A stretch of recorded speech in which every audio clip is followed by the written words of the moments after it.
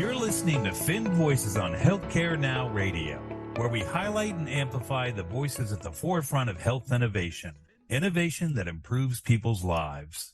Join us for an inside look at the change makers driving conversation and answering the most important questions in healthcare today. Thanks for joining us. Welcome to another episode of Finn Voices on Healthcare Now Radio. I'm Julian Tyndall-Biscoe, a senior partner at Finn Partners London, and today I'm joined by Dr. Mark Farr, Chief Analytical Officer at East Kent Hospital's NHS Foundation Trust. Mark is also chair of the Kent and Medway ICS Analytics Board and has worked in the NHS for the last 12 years. As well as being the founder of Beautiful Information, he is also the co-founder of Open Data Saves Lives. Welcome to Healthcare Now Radio, Mark, and thanks for joining me. Thanks, Julian. Nice to be on. It's really good that we can have this time together to talk about data and information in the NHS. You and I have actually spent quite a great deal of time talking about data and the way that the NHS collects and shares information. And actually, in your time, you've seen a shift in the way that data is shared, and most recently with COPI, the government initiative. Even more data is available across the healthcare system. Could you just explain to us a little bit about how life worked before COPI, and then also what it's meant for you in terms of being able to share data? Yeah, I mean, I think COPI has been one of the good things that has come out of COVID, and it's not the only one. You know, in our lives, I think people have reevaluated quality of life and all sorts of things. But in terms of data specifically, the COPI notice, which is an NHS digital initiative, it basically allowed us to link data more quickly during COVID because we could make an overwhelming case that there was something really important that we could plan tactically during COVID. And I'll give you some examples if that's helpful. Before COVID, as you and I know, it just was more difficult. And I think there's a lot of national evidence that suggests that the vast majority of people in the country assume that we link all of their data together, and they assume that we do it safely and securely and for good ethical purposes. But when we've tended to do it at scale, you know, for example, care.data and initiatives like that, it has attracted the wrong type of publicity, unfortunately. And people who've been very concerned, quite rightly, about privacy have, I think, had more of that argument and more of that narrative in the past. And NHS data is, of course, incredibly sensitive. But in reality, if you or I were, we're men of a certain age, if we were having a hip replacement, say, it wouldn't be embarrassing to us.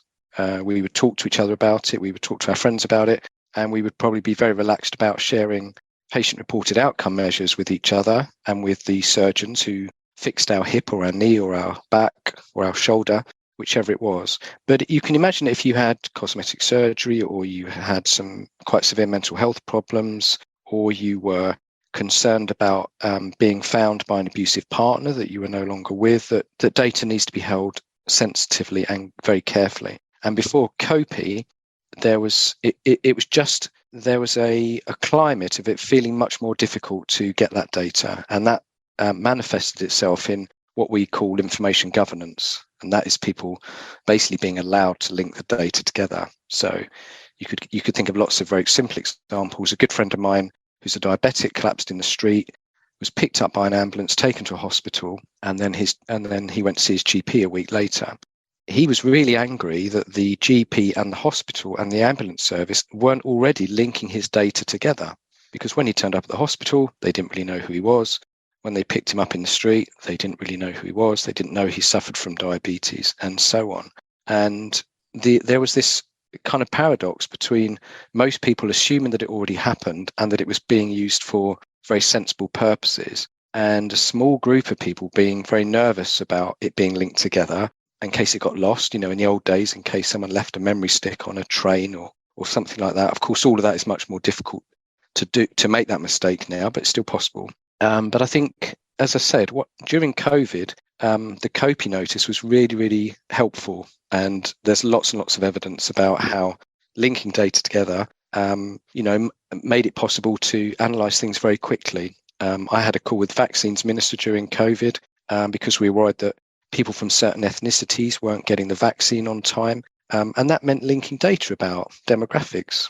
the data about your ethnicity might be well recorded in the GP and not well recorded in the hospital, or vice versa. If it's helpful to give an example, Julian, when during COVID, we linked the COVID result that you did on your test yesterday to data on you being admitted or attending hospital today. And what that meant during the height of the various waves was that we could really quickly stream people without having to wait.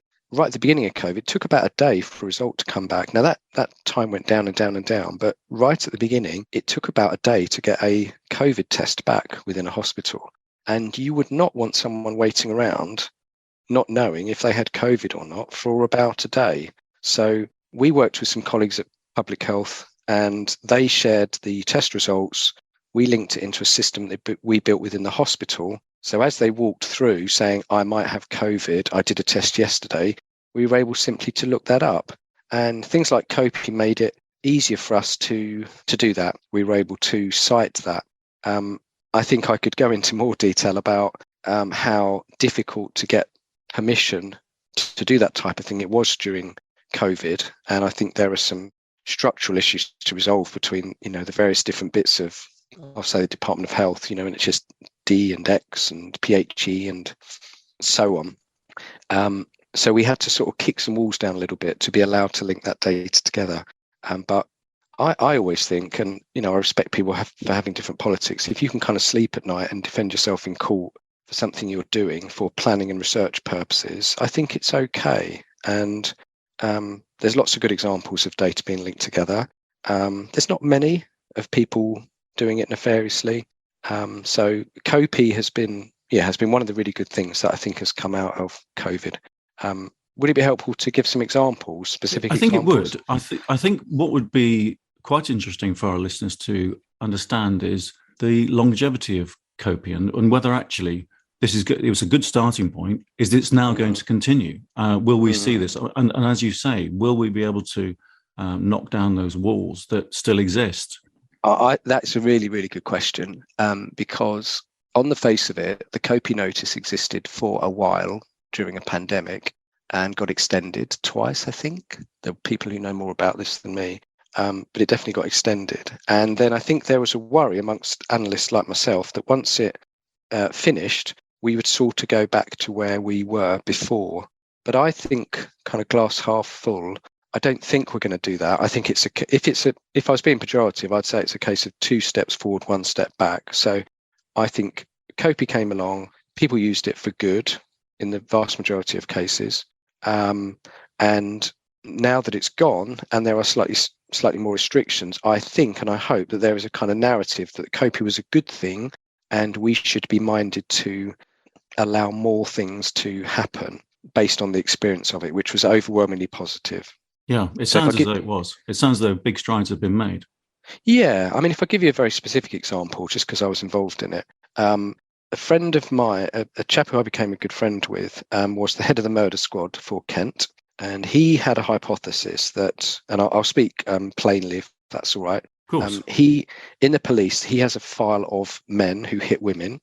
And in the NHS, I have a file of women who've been hit by men because they come into our emergency. And then are admitted to hospital, yeah. Yeah, exactly.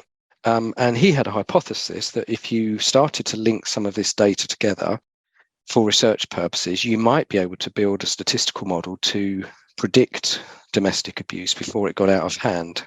So apparently women get hit on average 6 times before they present in an emergency department, for example. And his hypothesis was, if you imagine a really simple Venn diagram of his data and my data, and where those Venn diagrams overlap is you've got families at risk, as they're called. And we wanted to see if we could link, 2 sets of variables together to say, there are some quite predictive measures in here where we might be able to identify families at risk before things unravel too much. And what was really interesting to me as a kind of layperson was that you can get into the legalities of that. So the police would claim, for example, that they have a duty under law to prevent, which overrides everything. And some people in the NHS might say, well, when Mark or Julian interact with the NHS, they don't give their permission for it to be used in some model over there to predict if certain men might thump certain women. But my personal politics, and you can speak for yourself, are I'm completely relaxed about that. If I've helped create a denominator for someone to do some analysis, that's fine. And actually that, for me personally, that is part of the social contract I make with the NHS. So during COVID, you'll remember that a lot of the press on a Sunday morning was, right at the beginning, was risk of domestic abuse. There was statements from Priti Patel and huge increases in numbers of calls to helplines and so on. And the legalities of it, you could kind of take aside. You could say, well, we believe we take the legal case made by the police that this is okay, or we agree with some people in the NHS who think it's a great idea, or other people in the NHS who don't agree with it. So you can look at the legal argument on both sides. The police make a case legally, and then people in the NHS would make an argument for and against whether it's okay to link these data sets for research very carefully, very securely with de-identified patient data. But we found ourselves stepping above that legal argument into a kind of ethical, moral argument about whether we thought it was the right thing to do or not. And I managed, through a paper I wrote, to convince the chief execs across Kent to do it, basically. And I think even though COPI's finished, and you know, from some of the work we've done through Open Data Saves Lives, we publicised that we'd done this research, and that has opened up talking to other police constabularies across the country to see if we can do the same type of analysis. So the benefits that we made because of COPI, they've sort of started something, they've seeded something. We've proved something because of COPI, and in this case of domestic abuse research, we've done the work in Kent, and we've now got conversations with 2 or 3 other constabularies where we can say, I know this is really sensitive, but we think it's an important thing to do. Are you up for it? Can we help with the conversation with the NHS? Can we help with the data wrangling and the statistical modelling and the IG approvals and all of that? So I think a lot of good has come out of COPI. I think it's a really good question. But I think, two steps forward and 1 step back, and then hopefully another step forward soon. Okay, good.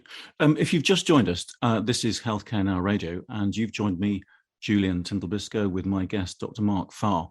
We're talking about the NHS and how data is shared, and in particular, how the government initiative COPI made a difference to Mark and his colleagues in the NHS. We were just talking then about actually bringing in other data sets, like the data sets from the police, to help in terms of identifying potential victims of abuse.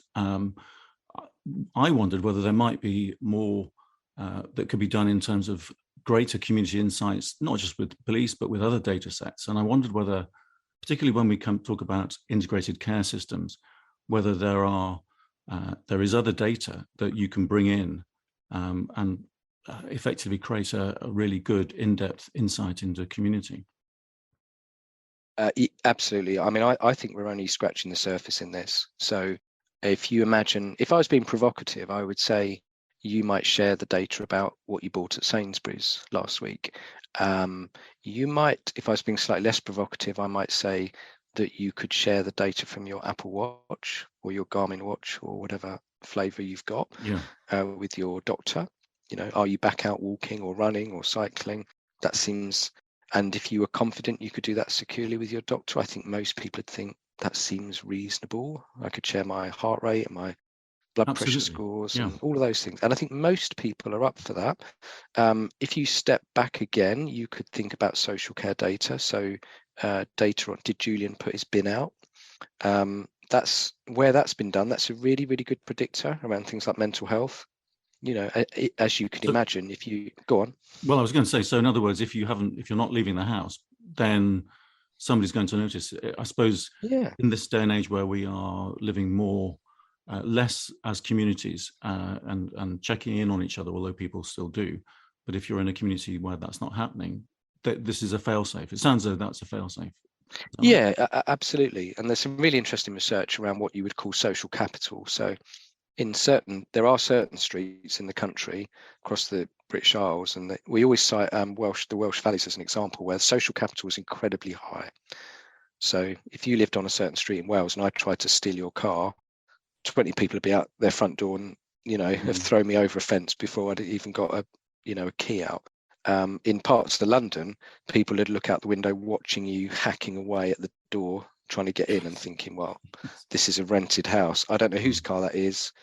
I rent this flat. I'm exaggerating to make a point, but the social capital varies dramatically. So things like if you're putting your bin out in that example, we've talked in the past about data linking when people go out and get their pension and what the weather's like. And we're not at that level, but there's no reason why we couldn't be. We have all of that data. We have street level data.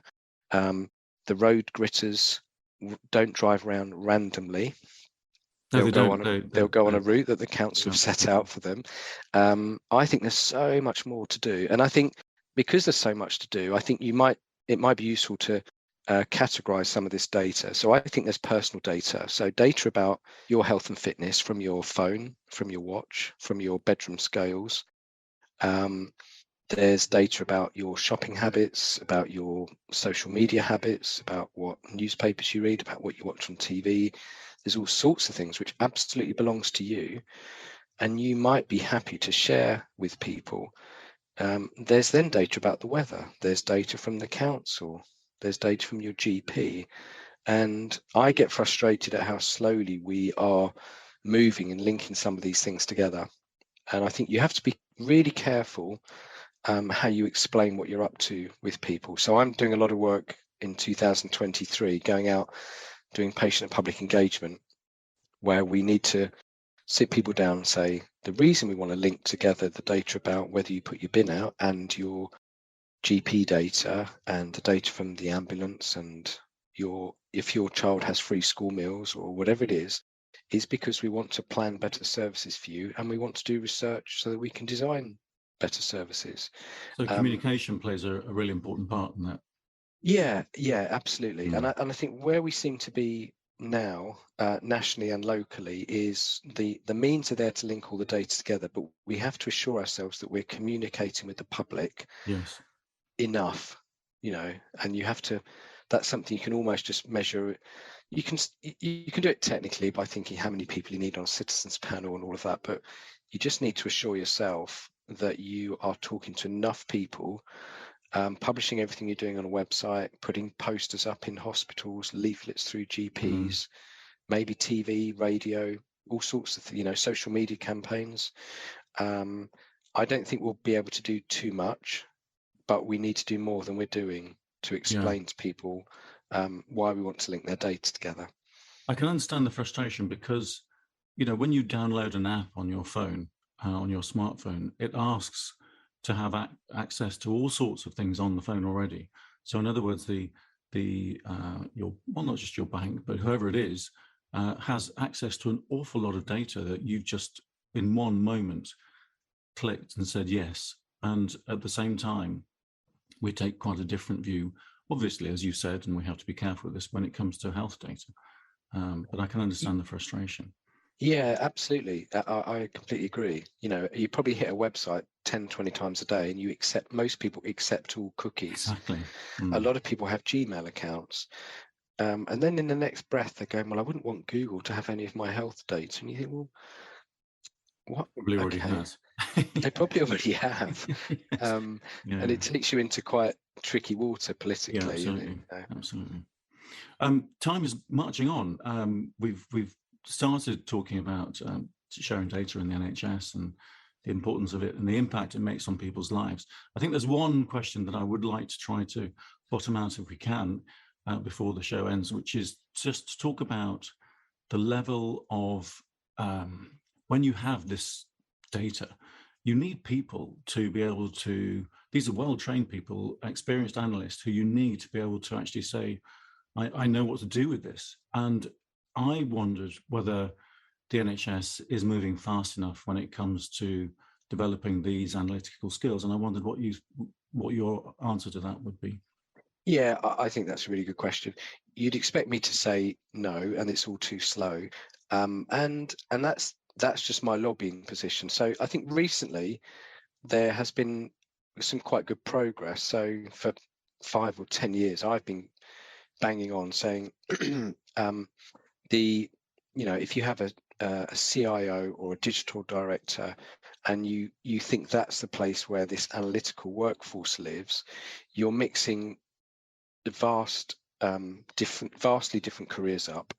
People who are very good at IT security, cybersecurity, setting up email, managing servers, buying and setting up patient administration systems and electronic patient record systems and all sorts of things, with people who draw graphs. And that's me in my community, with the people who draw the graphs. And I don't know how to fix a laptop or a plug.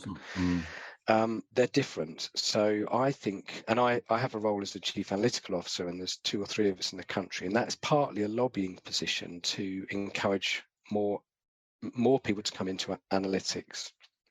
Not at the expense of people going into work in IT, but they're just different roles. So recently, glass half full, we have a new national competency framework for data analytics, which is fantastic. And it starts to build out careers into 3 streams. And those are things like data engineer, data analyst, and data scientist. And your viewers hopefully will think, okay, I think I know roughly what he means by those 3 areas. But what they've done at NHS Digital and across NHS England now is to put a lot of meat on the bones of what those roles are. And Agenda for Change, as you know, was built up originally for kind of nursing. So it was a real stretch to, define Agenda for Change roles for the analytical community. And if you wanted to go up a band, you had to manage 5 people, then 10 people, then 20 people. And, if you've got a very analytical mind, you might not want to manage people. You might not be very good at it, but you might be very, very good at statistics or writing SQL or designing dashboards in Power BI. And what we've got now is a proper, for the first time, a national competency framework for data analytics.